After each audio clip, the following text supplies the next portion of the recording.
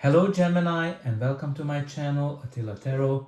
First of all, I would like to thank for all of you who have seen my previous videos, that you watched them, liked them, and especially subscribed. I'm truly grateful for all of those great energies.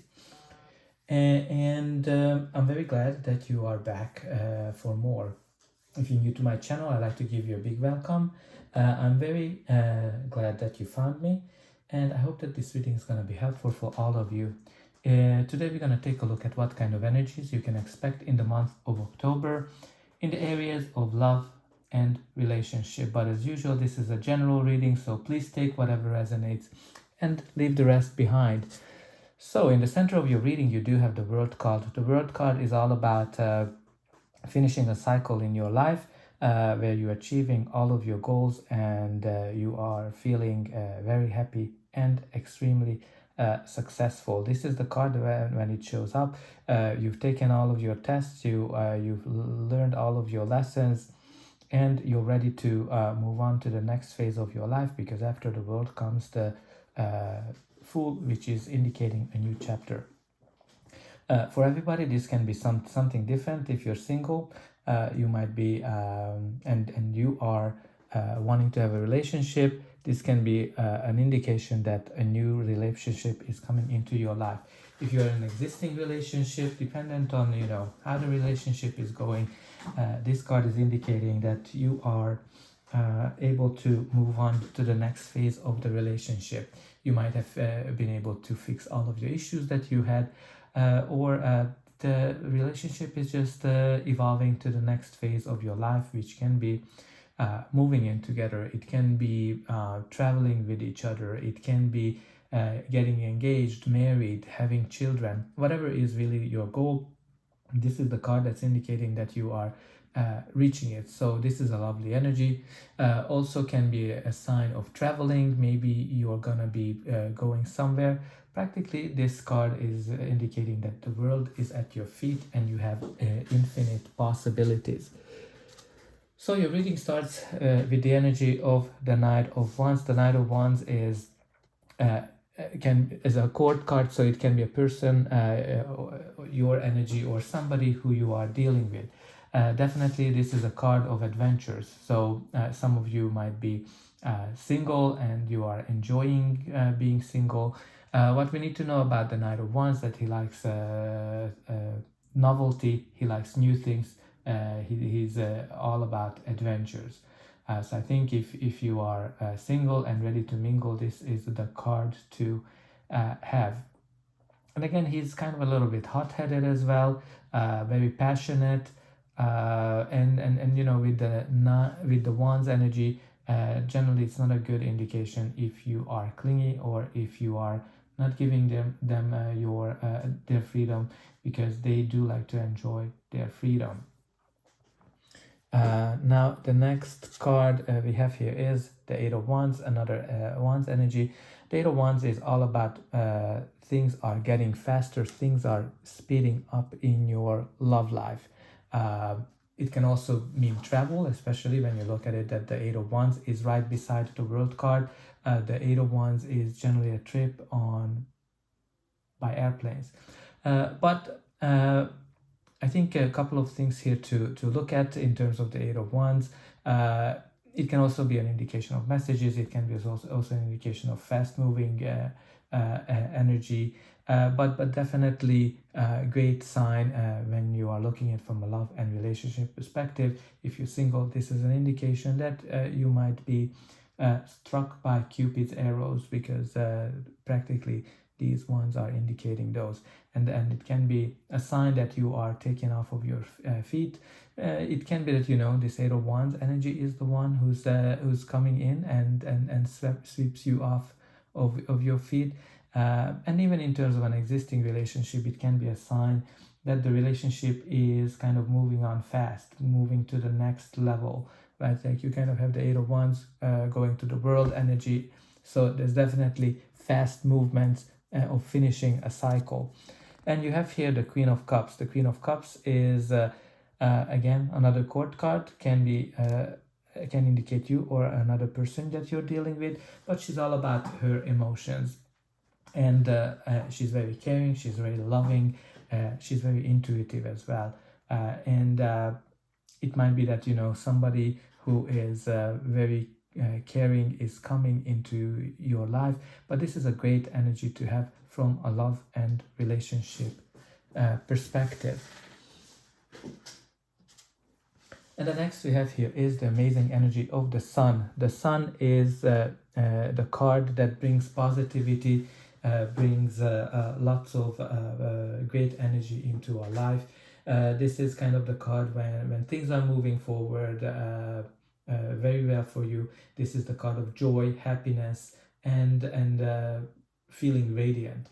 If you are single, this can be a card indicating that you're very radiant, you are attracting a lot of good things in your life, and practically you have the sun and the world, which is a great indication that some good things are happening to you. The sun can shine a light to some issues as well that will help you to move forward. So maybe if there's some kind of a challenge that you're facing, the sun is definitely here to solve you that problem. And the next we have here is the King of Pentacles energy. So again, it's another court card. So you might be dealing with quite a few people in this reading. What we need to know about the King of Pentacles, that he is, again, he can be you or another person, but he's somebody who's very loyal, somebody who's very caring. He's the perfect father who's, you know, taking care of all of his loved one, because he has all the resources, and you know, he is a great father figure, and definitely somebody who's very loyal, somebody who's very faithful. So if you're single, maybe you're going to be dealing with somebody with this energy, and it's a good indication of a long-term relationship coming into your life. But even if you're in an existing relationship, it is a card that shows that the relationship is very stable, and it is most likely here to stay. But let's see what's going to be the final outcome of this reading. But before that, please don't forget to like, share, and subscribe, because that's an indication that the reading resonated with you. And you can also help me to grow the channel, to make sure that the message gets out to as many people who need it. And for you, it is only costing a push of a button. So I hope that you already pushed those like and subscribe buttons. And I'm always happy to read in the comments what's going on in your life. What is the cycle that you're finishing, or have you been struck by Cupid lately? So the next energy we have here is the Five of Cups. The Five of Cups is telling me that there's something, you might have had some loss, or there's something that makes you sad. And this is generally a card when you are dwelling on over the past, whatever happened, whatever didn't go well, and that's kind of not letting you to move on.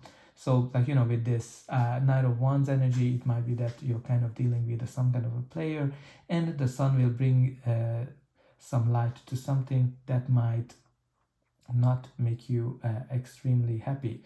But you know what the Five of Cups is always telling us, that there's not everything has been lost. There's more opportunities for you to be happy. So just be positive. Just be just focus on the great things in your life. And the next we have here is another court card, which is the Knight of Swords. So the Knight of Swords is the card that brings a lot of fast moving energy. If you kind of look at the middle of your middle row, both the Eight of Wands and the Knight of Swords are showing that things are going to be speeding up. Things are changing very fast. The Knight of Swords is somebody who's focusing on getting things done. And so is kind of the Knight of Wands. So there's lots of fast moving energy, definitely. So the Knight of Swords, generally indicating a big change in our lives.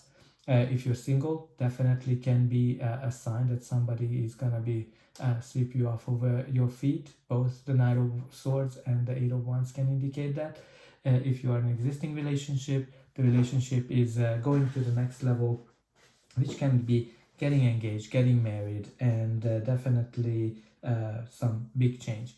If the relationship is not going as well, it can be a sign that the other party of the relationship is thinking about leaving the relationship. So for some of you, I can definitely see this as an outcome because of the Five of Cups energy.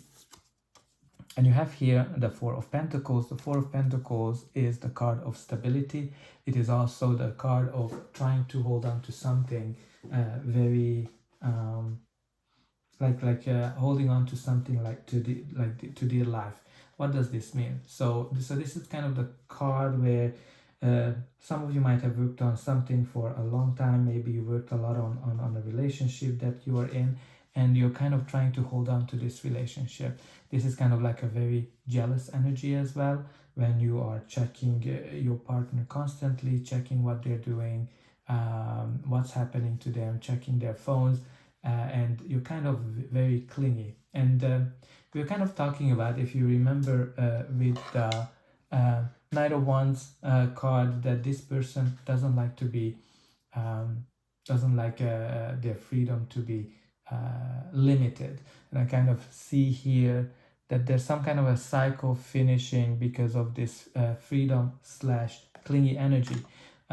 But if you're single, this can be definitely a card that's indicating that you're holding on to too many baggages, and you should try to work on releasing that. And when we're looking at the bottom of the deck, we do have the Temperance card, which is a sign of patience. So maybe you're a little bit impatient this time. You're afraid of the slowness, but I can definitely see that things are gonna be speeding up for you. So I don't think that you should worry about patience. So Gemini, that's all I have for you. I hope this reading helped you, and I'll be able to welcome you again.